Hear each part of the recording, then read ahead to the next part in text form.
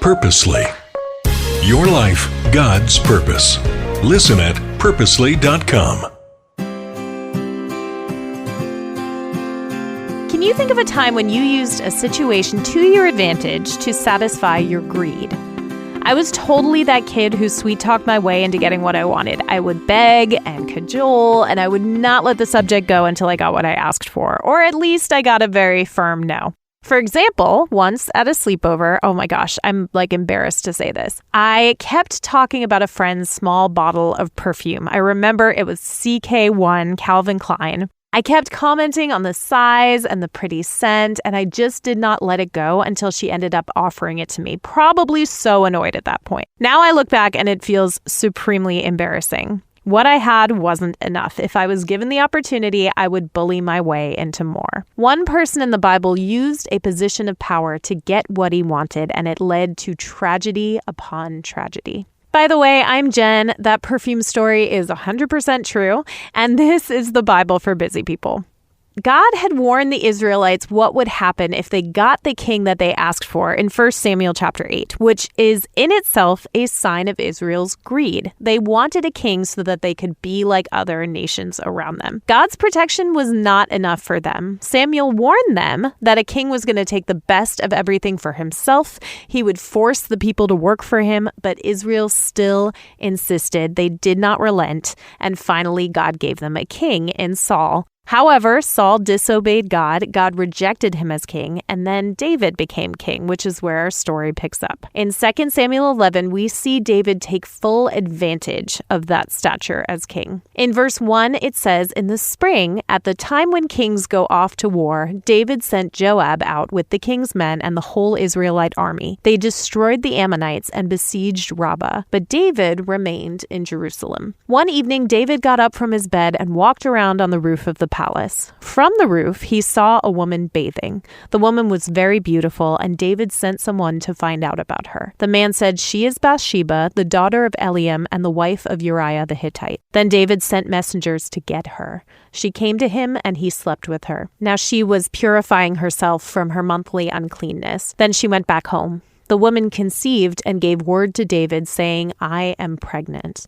First of all, David was not where he was supposed to be as king. Israel had wanted a king that would lead them into battle, but David stayed behind for no reason at all. He was not where he was supposed to be. We can often be led to assume that Bathsheba was some kind of seductress, that she did this on purpose to tempt the king. However, this gives her little credit based on very little evidence that we have. First of all, David shouldn't have even been there. It's likely he had a vantage point from the roof of his palace that not many other people would have had. So for those two reasons, I'm pretty sure Bathsheba wouldn't have thought anything about him. And she likely was in a courtyard, not just bathing for the whole world to see. You'll notice in the text that it says that David sent messengers to get her. He was also the king. This was a power imbalance. She didn't have the agency to make a free choice here. This is abuse of power and corruption on David's part, which is why later on, he has to deal with being called out about it and has to deal with the sin of it. In the following part of the story, David called Bathsheba's husband home from war and tried to get him to sleep with her to avoid scandal. Uriah was too noble to do that. He refused to go home when his fellow soldiers were in battle. You could feel the walls kind of closing in on David when he finally sent word to the commander of the army, Joab, to put Uriah in front of the army and then withdraw from him, effectively sending him out to be killed. David's actions, coveting someone else's wife, taking her, not caring about the consequences until he looked guilty, and ultimately committing murder to cover his tracks. All of this goes back to greed. Somehow, even as the man after God's heart, he shut out God completely and followed his own desires. David's actions led to violence, death, and grief. Acting on greed leads to violence because it means wanting something that's not yours and doing anything to get it. It leads to exploitation and oppression, as Dr. Malcolm Foley points out in his book, The Anti-Greed Gospel, and as history shows us just again and again and again. Thankfully, David had someone in his life to call him to task.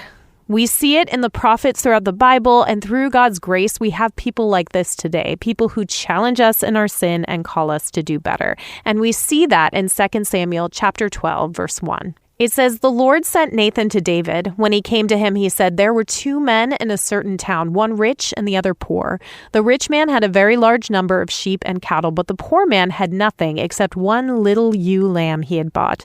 He raised it, and it grew up with him and his children. It shared his food, drank from his cup, and even slept in his arms. It was like a daughter to him. Now a traveler came to the rich man, but the rich man refrained from taking one of his own sheep or cattle to prepare a meal for the traveler who had come to him. Instead, he took the ewe lamb that belonged to the poor man and prepared it for the one who had come to him. David burned with anger against the man and said to Nathan, as surely as the Lord lives, the man who did this must die. He must pay for that lamb 4 times over because he did such a thing and had no pity. Then Nathan said to David, you are the man. This is what the Lord, the God of Israel, says. I anointed you king over Israel, and I delivered you from the hand of Saul. I gave your master's house to you and your master's wives into your arms. I gave you all Israel and Judah, and if all this had been too little, I would have given you even more. Why did you despise the word of the Lord by doing what is evil in his eyes? You struck down Uriah the Hittite with the sword and took his wife to be your own. You killed him with the sword of the Ammonites. Now, therefore, the sword will never depart from your house, because you despised me and took the wife of Uriah the Hittite to be your own. It's heartbreaking to think of Bathsheba as the lamb taken, and you can hear God's pain at the violence that has occurred to her and to her husband and against himself. God reminded David of all that was given to him, taken from Saul, and says, if all of this had been too little, I would have given you more. Greed blinds us from what we already have, or at least tells us that it's not good enough. What can we do to oppose greed? I have some ideas on this. I'll give you what I have. I think about meditating with gratitude on the ways that God has worked in our lives. Turning off devices or removing apps that lead us to craving what we don't need. I recently took off my shopping apps, and I'll tell you, it makes a world of difference when you can't just window shop on your phone all the time. Keeping trusted advisors close to help make good decisions, and drawing near to God and inquiring what would be best for us to do. How about you? What do you think? How can we oppose greed? I'll leave you with that, and we'll chat again tomorrow. If you're listening to this podcast, I'm going to assume 2 things about you. First of all, that you're a busy person. And second, that you are in need of a restful break. Cannon Beach Conference Center is the place for a beautiful coastal retreat. Whether it's one of their enriching conferences or your own church or ministry event. You can find out more at 800-745-1546 or visit cbcc.net. Thank you to Cannon Beach Conference Center for sponsoring the Bible for Busy People. Thank you for listening to The Bible for Busy People. If you need prayer or want to go deeper in your faith, visit our show notes. Will you take a moment to share with a friend and leave a review? It helps the Bible get into even more people's minds and hearts. Find more podcasts that will recharge you at purposely.com.